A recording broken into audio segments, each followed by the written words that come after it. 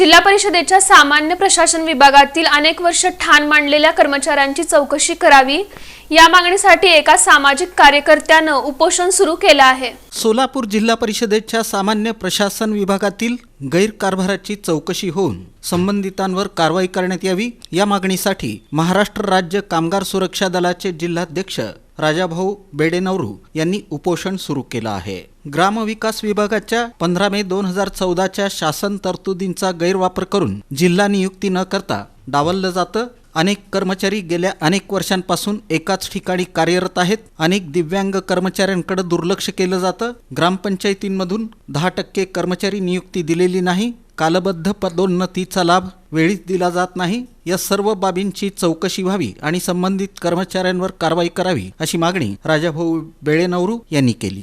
या ठिकाणी गेले अनेक वर्षापासून 11 वर्षापासून अनिल जगताप हे सर्वसामान्य प्रशासन विभागामध्ये कार्यरत असून त्या कुठल्या पदावर कार्यरत आणि यांनाच एकट्यालाच GR कसा लागू होत नाही। तिथं कसं 3 वर्ष झाल्याच्या नंतर विभाग बदली, नंतर 5 वर्षांनी जिल्हा बदली, असे अनेक प्रस्ताव शासनाने GR माध्यमातून पाठवलेले आहेत। त्या GRच्या माध्यमातून यांची बदली 11 वर्षापासून एकाच टोकून बसलेत। बदली का होत नाही हे जनसामान्यांना पडलेला एक मोठा प्रश्न असला आहे।